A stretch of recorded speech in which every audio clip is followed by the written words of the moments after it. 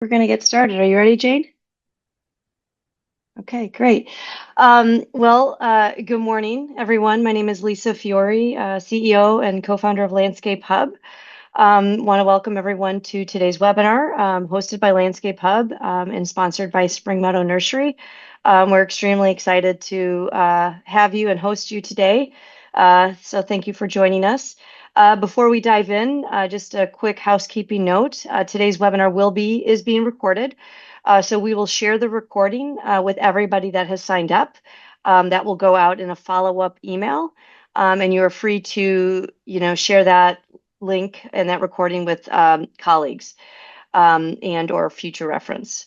So with that, I'd like to introduce you to our featured speaker today, Jane Beggs Joels from Spring Meadow Nursery. Jane holds a BS in horticulture and a master's in agricultural economics, both from Michigan State University. With over 25 years of experience in the wholesale nursery trade, Jane's a true plant expert and a dedicated advocate for expanding and enhancing plant knowledge within the industry, specifically the landscape community. Jane travels extensively across the United States, educating every professionals along the way. She discusses innovative plants that Spring Meadow Nursery and Proven Winners produce and promote. When she's not talking about hydrangeas, Jane enjoys traveling to national parks with her husband, spending time with her two college-age daughters, and relaxing with her two cats. Jane also encourages. Jane has a awesome presentation, and to make this more interactive and engaging, she's inviting and welcoming questions from the audience throughout the presentation. So no need to wait until the very end. If there's a curiosity or question that you have, please feel free to post it in the chat. From there, I will alert Jane of your question. So we're hoping to make this a very collaborative experience for everyone today. Just a quick note about Spring Meadow Nursery. They are the exclusive grower of Proven Winners Color Choice trees and shrubs, a leading name in bringing high quality, innovative plants to the market. Their commitment to excellence has made them a trusted partner in the green industry. So thank you all for being here again today. Without further ado, please join me in welcoming Jane as she shares her expertise on hydrangeas and how they can elevate your designs. Great. Jane. Thank you, Lisa. So yes, my name is Jane Beggs Joels, and I work for Spring Meadow Nursery, representing Proven Winners Color Choice plants. So real quick look at, oh, Lisa, it's not working. Oh, so this is where we are, Grand Haven, Michigan. I like to show a map. People hear Michigan and they think we're near Detroit. We are not. We are right on the shores of beautiful Lake Michigan. Detroit is where the Detroit Lions play. It's on the other side of the state. Got a big weekend ahead of us here in the state of Michigan. So here is an aerial view of Spring Meadow Nursery.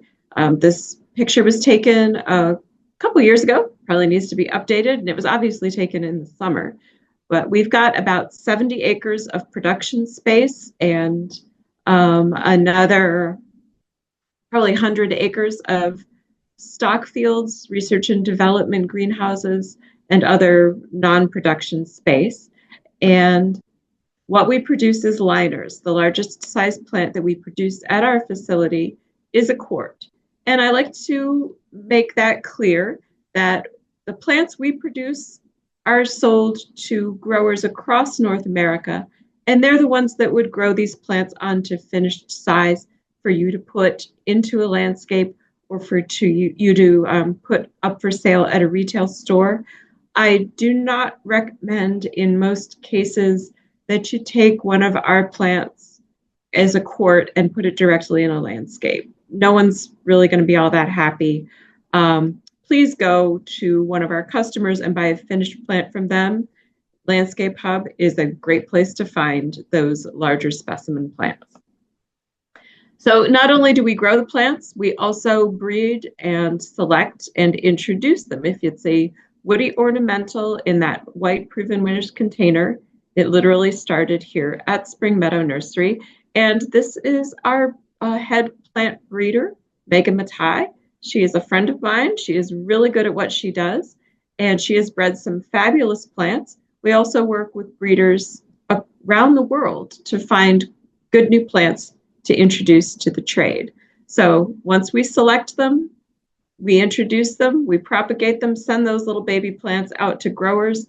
They grow them on to finished size, and that's where you can then buy them to put into a landscape or to put up for sale in a retail setting. So let's get going. Hydrangeas. We're going to talk about hydrangeas. We're going to cover a lot of ground. And I want to make you aware of a publication we have, Hydrangeas Demystified. We're going to cover a lot of information in this talk, and I don't want you to feel like you've got to take frantic notes. We can provide this reference for you both digitally and as a hard copy. So if you would like some of those to have at your desk as a reference material, maybe to hand out to your team, or even to hand out to your customers, just let us know. We can send you some of those.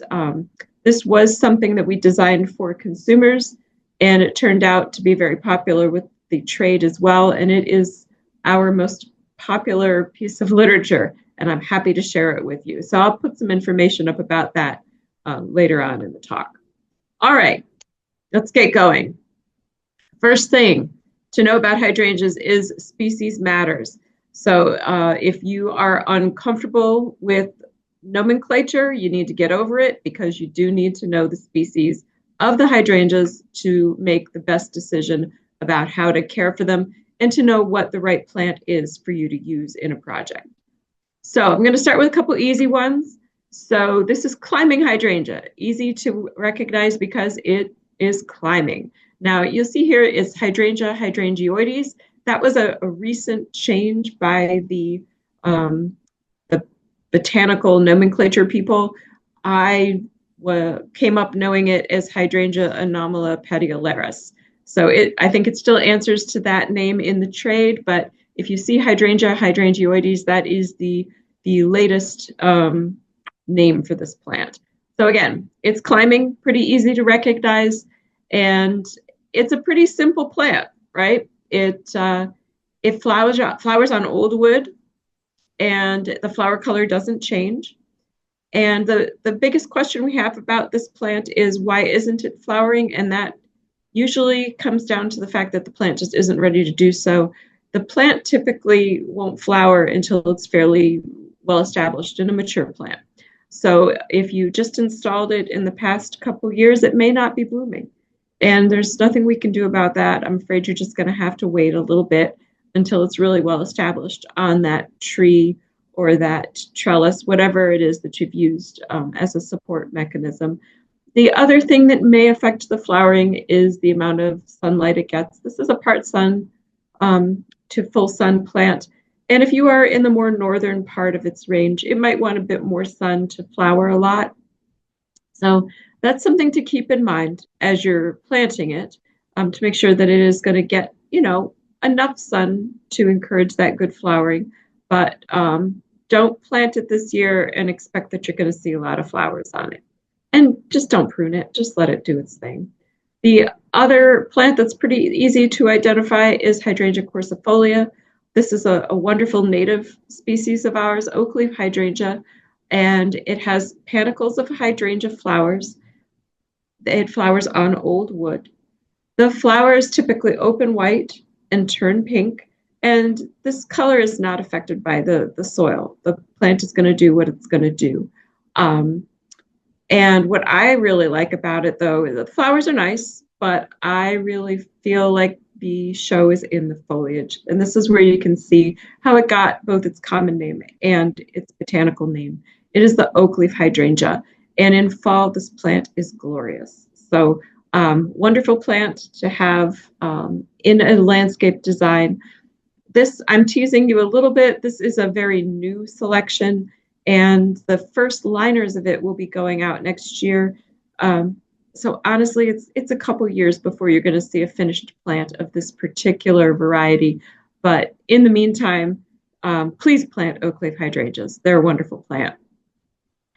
Now we're going to get into some plants that are a little different. One is Hydrangea arborescens. This is another one of our native selections, native species. This is a hardier plant. It goes into zone 3. And unlike the other two that I just showed you, it flowers on new wood. So this is a really good choice for cold climates. Now, it can be a lace cap flower or it can be a mop head flower. That is going to be determined by the variety, not by anything cultural that you do. Um, the flower color is not going to be affected by the soil, but it will change through the season. So typically you'll see them start out green and maybe turn white and then go back to green. There are also some selections that are pink. Some of them are soft pink. They might be a dark pink, almost red. We have some that are kind of pushing into purple. That is not because of the soil. That is the actual plant variety. So smooth hydrangea, you can tell by looking at the leaves. They tend to be kind of round. They're still pointed, but they're rounder than some of the other species of hydrangea. They have a little bit of serration on the edge. It looks more serrated in this picture than I think it looks in real life. That white background really makes it pop. But the leaves are considered to be relatively smooth along the margins, hence smooth hydrangea. And the flower, or the foliage rather, is not shiny. It tends to be kind of thin and kind of a flat color. And that's how you'll be able to recognize it when it's not in flower. Now, this is the one that generates a lot of questions. This is big leaf hydrangea, Hydrangea macrophylla. This one is zone 5 through 9, but at the northern part of its zone, you may not have great flowering. We're going to talk a bit about that. This can be a mop head or a lace cap. This is the one that has the flower color that is affected by the soil. So it can be pink, or it can be blue, or it can be kind of a purple in the middle. And those flowers do appear on old wood. So you can see there's a lot of moving parts with this plant. How hardy is it? The soil, when it flowers. This plant, this species generates most of the questions that we get on our consumer feedback site. So Hydrangea macrophylla, and the Latin name big leaf. So it does have big leaves. They have some serration along the edge, and they tend to be thicker than Hydrangea arborescens, and often they will be glossy. That will be determined by the variety, not by anything that you're doing when you're growing the plant. But it's a thick, glossy leaf. That's a good way of finding that it is a Hydrangea macrophylla. Very closely related, in fact, at one time considered a subspecies of Hydrangea macrophylla, is Hydrangea serrata. So the common name for this is mountain hydrangea, and that's because Hydrangea serrata is native to the mountainous parts of Asia. And that's more than just some interesting trivia.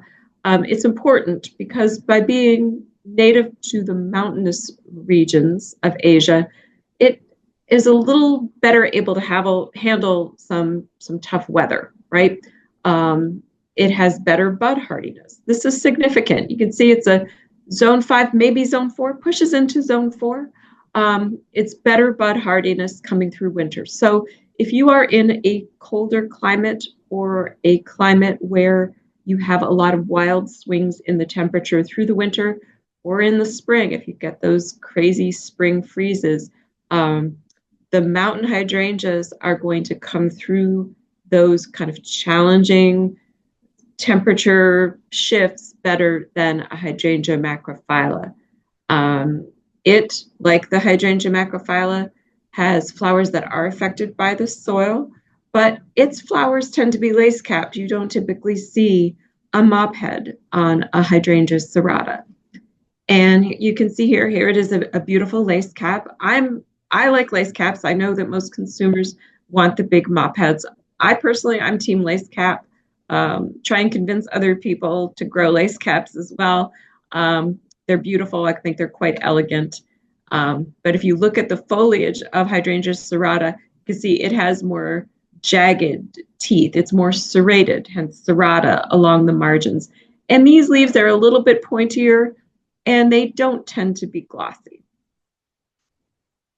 Okay, Here's another cold hardy species, Hydrangea paniculata.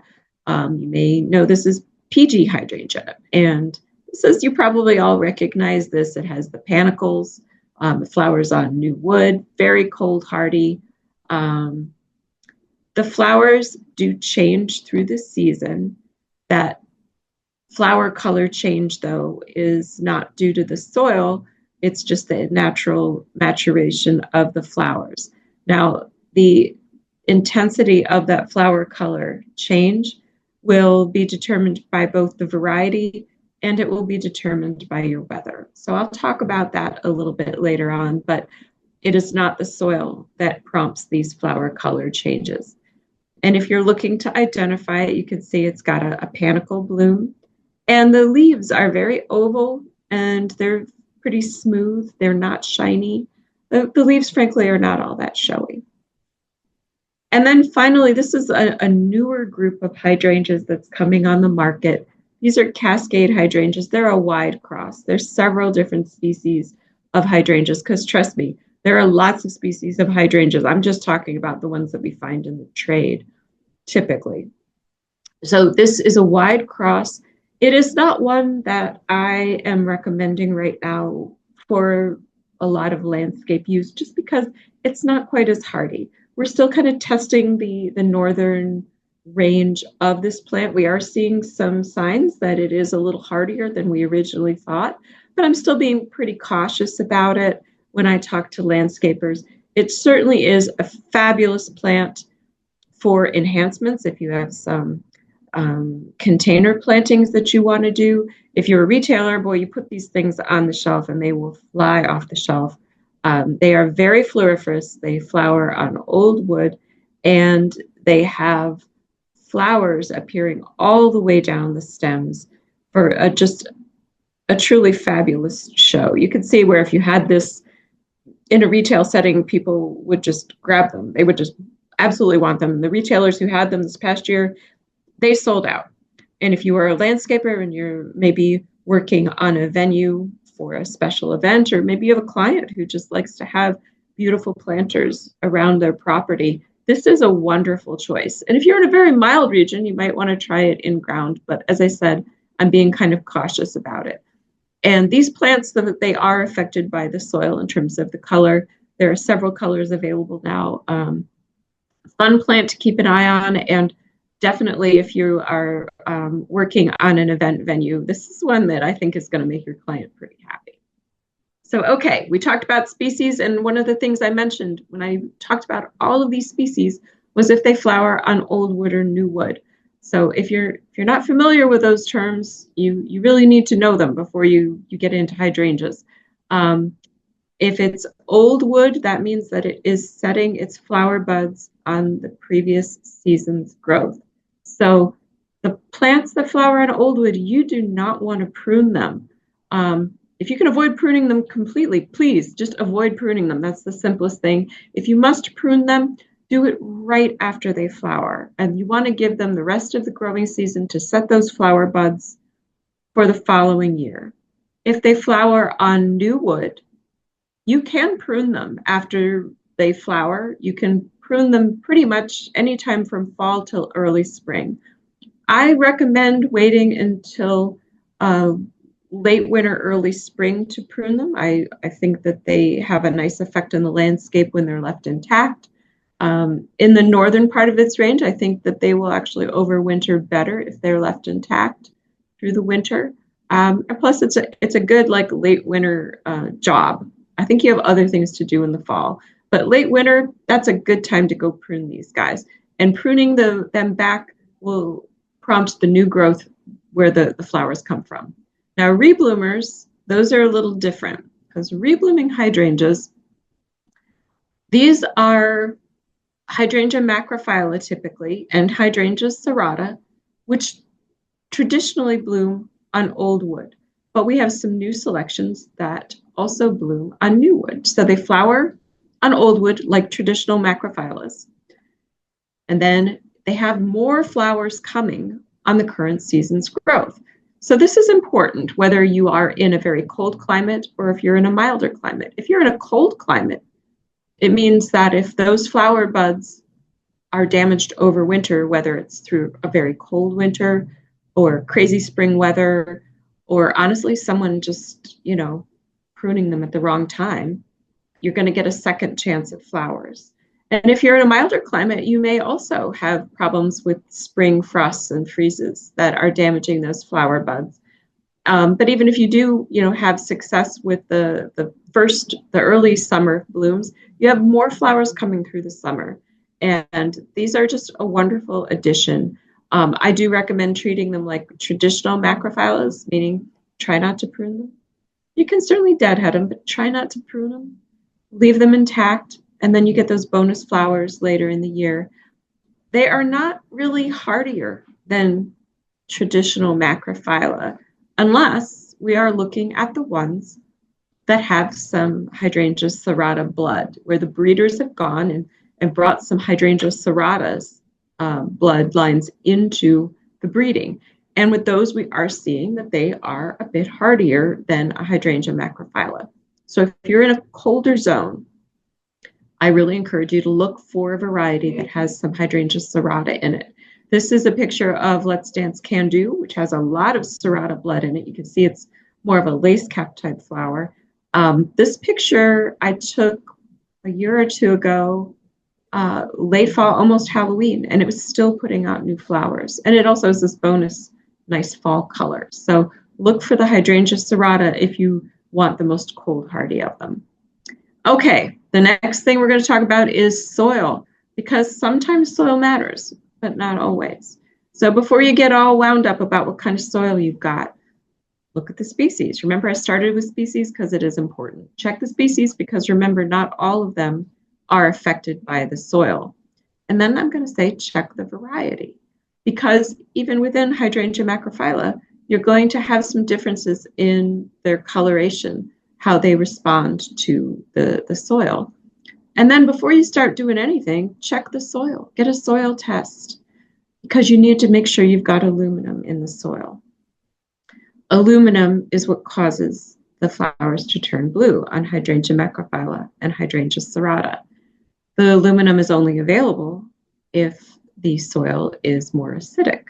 So that soil test, do that before you start doing anything, because it doesn't matter how acidic the soil is, if you do not have aluminum in it, the flowers will not turn blue.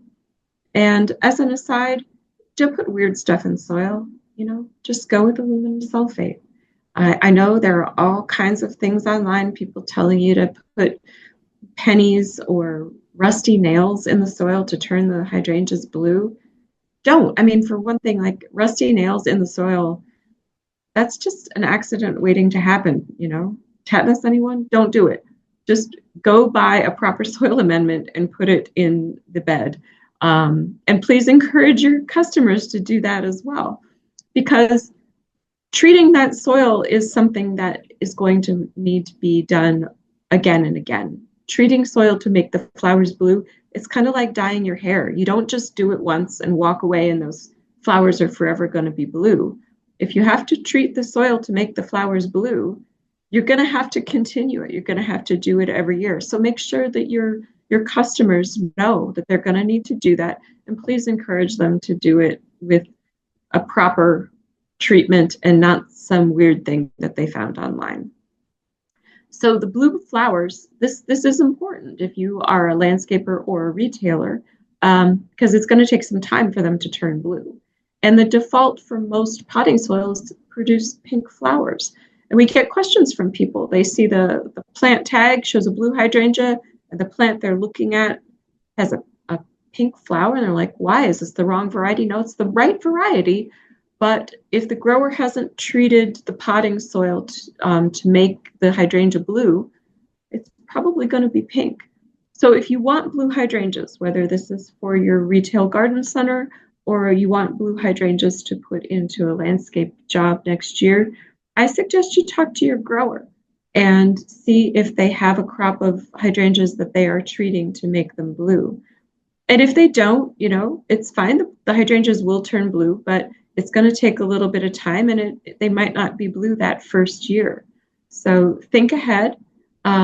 And if you know you need those blue hydrangeas, I suggest you talk to your grower fairly soon.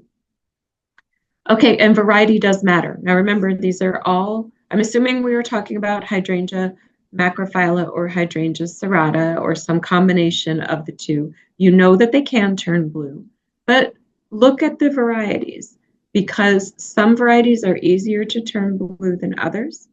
Some varieties just lean to blue, some lean more to pink, and you probably want to know that depending on what color it is you want. And then some varieties have a darker color, some have a lighter color. And it's not right or wrong. It's just whatever is the most appealing to your client.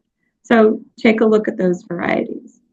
So, okay, I know I'm spending a lot of time on this, but that's because we get lots of questions. Blue hydrangeas, make sure you're using the right species. Make sure you've got aluminum in the soil. Make sure that soil is acidic. Check that variety to make sure that you are going to get the color that you want, and please plan ahead. Give it time. If you decide next week that you want blue hydrangeas, yeah, it might not happen. Think ahead. Okay, here are some tips for hydrangea success. The first thing is if you are planting hydrangeas and you are not happy, look for a different variety. Hydrangea breeding has made a lot of improvements over the past 20 years. So think about it like your cell phone. If someone handed you an iPhone, the original iPhone, when you first got that, you thought it was great. But if someone gave it to you now, you'd be like, what am I supposed to do with this? You want a newer iPhone. And I would argue the same is true of your hydrangeas. When it comes to reblooming hydrangeas, we're into hydrangea like 3.0 or 4.0. Look for a newer variety because there have been vast improvements. Here's an example. This is from our trial beds where we were selecting the plants that we're going to introduce. And you can see why we chose one over another. The one in the front is Skyview. The one in the back is one we didn't introduce. So look for a new variety that's going to give you better performance. Don't just go back to the old one and complain about how it isn't working for you. If you are in a cold climate in particular, I encourage you to look for a variety that has some serrata in it because that will get you better overwintering. And it's not just with the macrophyllas. Look at all the other species too. This is a great example. This is Limelight Prime. So Limelight hydrangea has been our bestseller. It's a fabulous plant. I I was actually here when we introduced Limelight. I remember what a game changer it was because it is an awesome plant. I have it in my own yard, but it's a beast. It's huge. And as people got more familiar with it and they were growing it, and everyone's like, wow, I really love Limelight, but boy, it gets really big. And those flowers, sometimes they weigh the stems over. Well, we know Limelight's great, but we thought we could do better, and we did. So Limelight Prime is everything that you like about Limelight, but it's better. It's a little bit smaller, has deeper green color, and it has sturdy stems, which just goes to show that even when we have something as great as Limelight, we are going to always look for something better. So the moral of the story is if you are not happy with the performance of your older varieties, ask your grower about some of the newer ones because there's probably a better mousetrap out there. Okay, the next tip is size. Pay attention to it. I really dislike it when people say that they're going to plant something and they're just going to prune it to maintain size, particularly with hydrangeas because improper pruning causes problems with hydrangeas. So why not choose the right plant for the place? Look for a variety that's going to be the right size for the project that you have. The illustration I have here is for the Hydrangea arborescens. People ask, why do you introduce so many new ones? Well, one of the things we're breeding for is different size. So think about that. You might say, I love Hydrangea arborescens. I know how tough it is. I wish I could use it more. I wish I could use it in some places, but I don't think there's room. Well, maybe you can find a variety where there is room, or maybe it just doing two different sizes lets you have some new options for some landscape designs. I took this picture in Minneapolis about a year ago, and it was in fall, so obviously the flowers had turned brown by that point. But if you had said to me 20 years ago that you would be able to use Hydrangea paniculata as a low-growing street planting, I would have been like, you're nuts. Those things are huge. Well, not anymore. Now we can find a variety that stays small. So think about how you could use those smaller varieties for different applications. And then, oh, when you're shopping for a plant, maybe you need a big one. Make sure you're picking one that gets large. Maybe you want to screen a pool or a view from the neighbors. So pay attention to the variety, pay attention to the size. The other thing to pay attention to is bloom time. So this is particularly important with Hydrangea paniculata. We've seen a lot of we've increased the range of bloom time from very early to later in the season. Now that's important because it can mean that you have many months of hydrangea flowers. It can also be important for you if you are at one of the edges of Hydrangea paniculata's range. So if you're in the northern part of Hydrangea paniculata's range, you know, those early flowering ones for you are vital. You want flowers as soon as you can get them. Even if you are at the very southern end of its range, those early flowering ones, early blooming varieties, they're going to do well, but you know, you're probably not going to get the great color change that you would in the north because your summers get hot way too quickly. And that's for our friends down in the south. We do recommend, if you want that better coloration, that you look for the varieties that bloom later in the season rather than earlier in the season. This is what happens if there are high night temperatures. So one of the questions we get, particularly from customers in the south, is, I see the pictures of Hydrangea arborescens or Hydrangea paniculata with these beautiful pink colors or the late season color change, but mine just turned brown. Why? It's because your night temperatures are too warm. And it can happen here in Michigan too. This past summer, we had a stretch during the summer where it stayed quite warm at night, and we're not used to that kind of thing. And neither are our plants.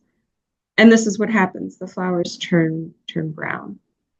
And there's nothing we can do about the weather. So if you want to avoid it and you're in the south, that's why we suggest that you look at one of these varieties that's going to flower a little bit later so that those high night temperatures come at a better stage in the plant's color change than the early flowering ones do. Jane, So, yeah. Jane, I have a question on that. Okay. If you know you're facing, you know, consecutive days of high temperatures in the evening, can you mitigate the impact? You know, does extra watering help, for example? Extra watering might help a little bit, but honestly, no. It really depends on where that flower is in its life stage when those high night temperatures hit. And it is the night temperatures, especially. It's not just really warm temperatures in the daytime. It's if you don't cool off at night. And I'm sorry, I don't have a workaround for that, except trying to plant an assortment of hydrangeas. So hopefully you do have some that you are hitting those really warm nights where one of the varieties is not at that sort of sensitive stage. But the good color comes from letting them age without experiencing the really, really hot night temperatures. So some of the questions that we get about hydrangeas, you'll see on a hydrangea tag, for instance, that it'll say full sun or part shade, or maybe full sun or shade. It's going to depend on where you are. If you are up in Manitoba, I recommend full sun for the best results. You get better flowering, and for the paniculatas and the arborescens that change color, you're going to get better color in full sun. As we move further south, I think you're going to want some shade because the like part shade here in Michigan, you might have better results in full shade even. depending on how far south you are. So that's why there's a broad range of sun recommendations on plants. So think about where you are. If you are in full sun, I recommend going with a paniculata or an arborescens. Just generally, those are the ones that are going to be able to take full sun. Here in the Midwest, we get calls from people who are doing landscaping in a new housing development that last year it was a cornfield. There's no trees. Go with a paniculata or an arborescens. They are going to be able to handle the full sun better than the other species. Another big question is water. So hydrangeas wilting. This is really dispiriting. People get very anxious, and it is disappointing if you look out into your landscape and the hydrangeas are wilting. Unfortunately, the first thing people do when they see a hydrangea wilt is they're like, I better water it. Well, slow your roll on this one. I would suggest you talk with your clients about this, that they don't just start pouring water on wilting hydrangeas. They should check the soil, because it might turn out that the soil is actually still moist. The problem is when it is very warm, the hydrangea literally cannot pull up enough water from the soil. The roots cannot pull up enough water to keep it from wilting. And it doesn't mean that they aren't trying, and it doesn't mean that there isn't water there, but they just can't work that fast. And the hydrangea is going to wilt no matter how much water you apply.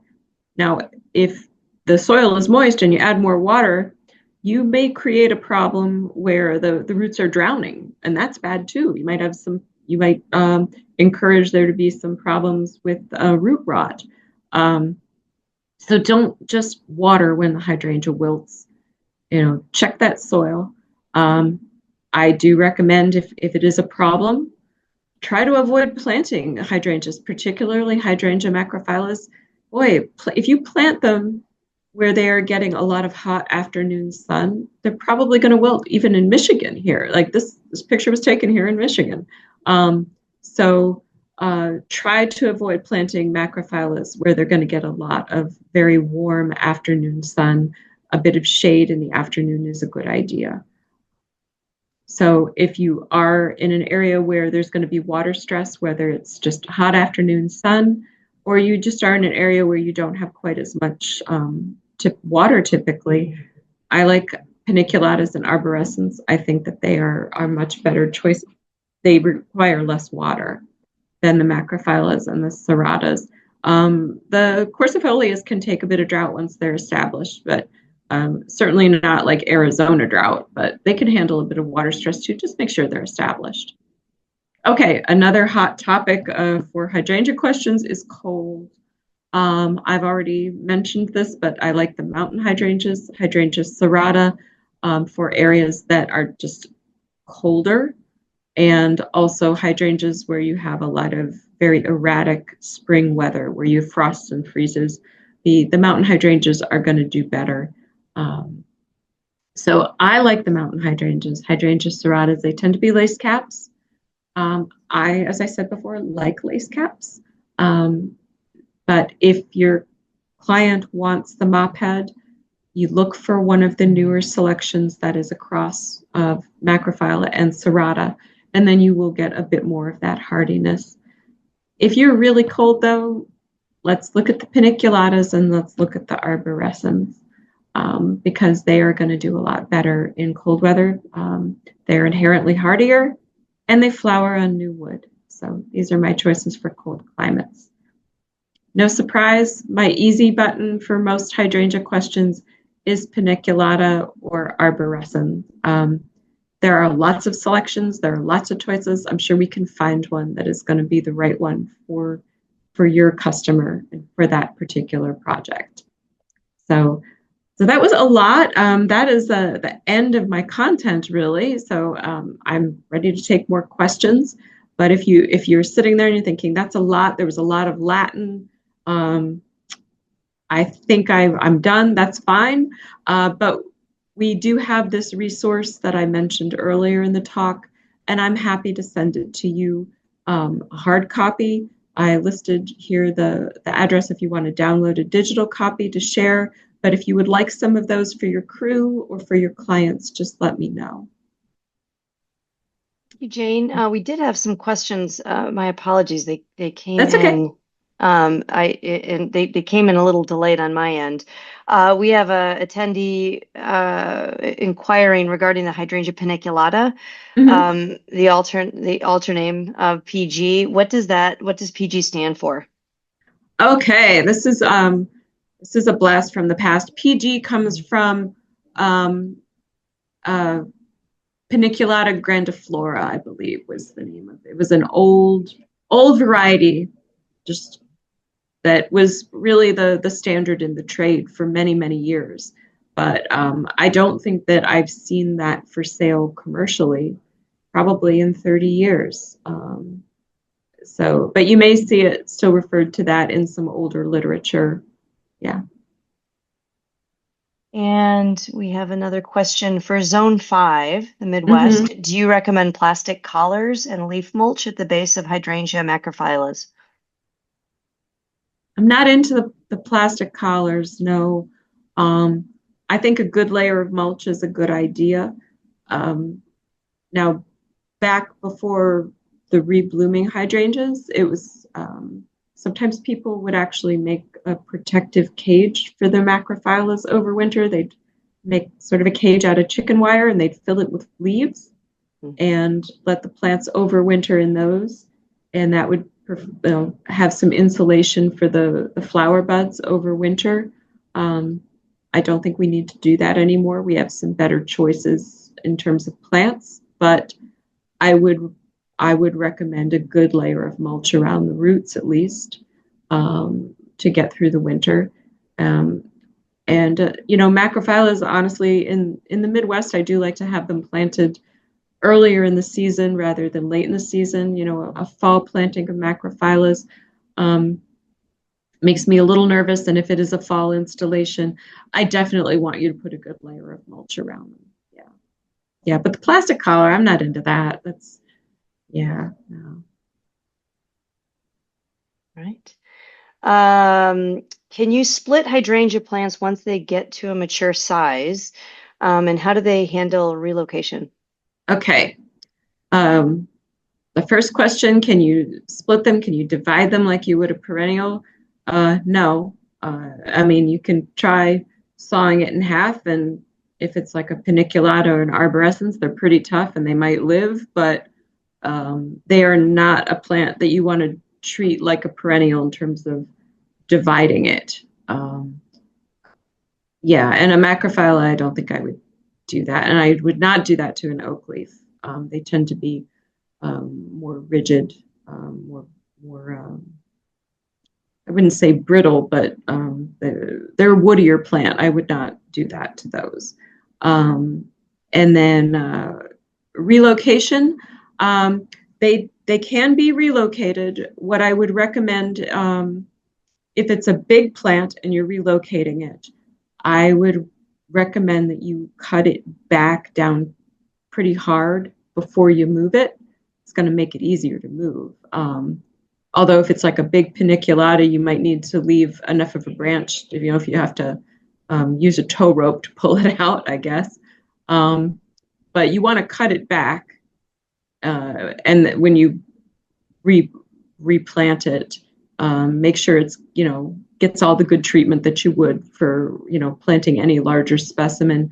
Um, if you are relocating a big plant, though, I think you need to be prepared for at least a year of it maybe not flowering so well, because that relocation, it's going to be putting its energy into developing those roots and getting itself reestablished before you have a really good bloom display. So. Final question, Jane. Of all the hydrangeas covered today, are there ones more deer resistant than others? Ooh, the deer resistant question. I have heard rumors that Hydrangea corsifolia has some deer resistance. I do not believe them.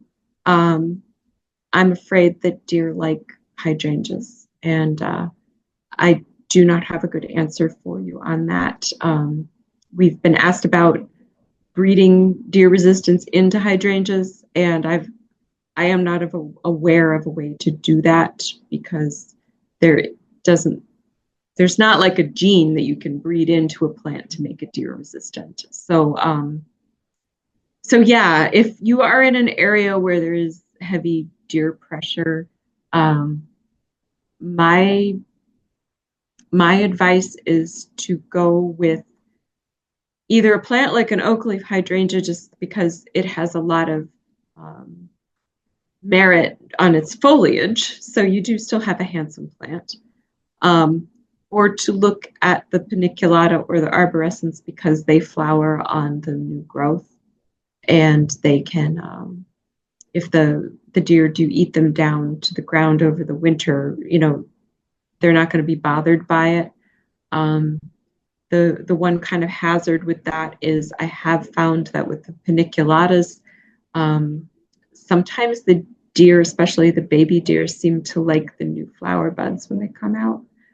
Again, that's anecdotal. I don't have a lot of hard proof on it, but honestly, when it comes to deer, you're going to need repellent or a barrier if they're eating your hydrangeas. I'm sorry. Jane, can you share how tall and wide Hydrangea Global will get in maturity? Oh, okay. Glow ball. Let's see. That is a newer one. I want to say it's going to be around 4 feet, 4 to 5 feet. So it's not it's not going to be a dwarf hydrangea quercifolia.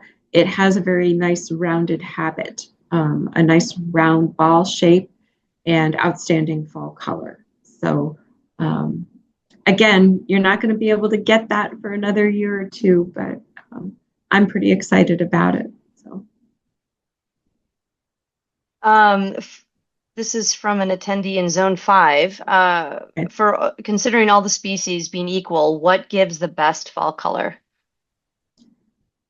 for foliage, it's the quercifolia oak leaf. Um, for flower, I think that there's better options with paniculatas for fall flower color. Some of the aging flowers are quite pretty, and if you're in Zone 5, you should have a very nice display of fall flower color. Okay, well, that's outstanding. Any other last call for questions from our audience today? There was a question about sharing the information. We will send out the recording from today's webinar as well as we'll include the link for the information that Jane shared today. So that will hit everyone's inbox. In terms of the brochures, is this something? So Jane, we have some questions about how to get their hands on the brochures that you mentioned today. There's my contact information. You can just email me and I can send you some of those brochures. Okay, that's great. Well, unless there's a few other questions that pop up, we can look to close. So I think we're good. Okay. Jane, I want to thank you so much Yeah, for joining us today and putting this engaging session together. sure thing. I've been selling hydrangeas for so long, and I was very excited to sit in and learn more today. I hope you all attending found the webinar very valuable. And please keep an eye out for the recording of the session as well as the information in your inbox. And please feel free to share that with your colleagues. We'd love your feedback. We will be sending out a short survey as well. Your input is very helpful in guiding us to tailor future events to your needs. So please be open and honest. Thank you again to Spring Meadow Nursery for sponsoring today's webinar and for their continued support and leadership in the industry. Look forward to seeing you all in future Landscape Hub events as well as industry events. Until then, take care and have a wonderful day. Great. Thanks, everybody. Bye. Thank you, Jane.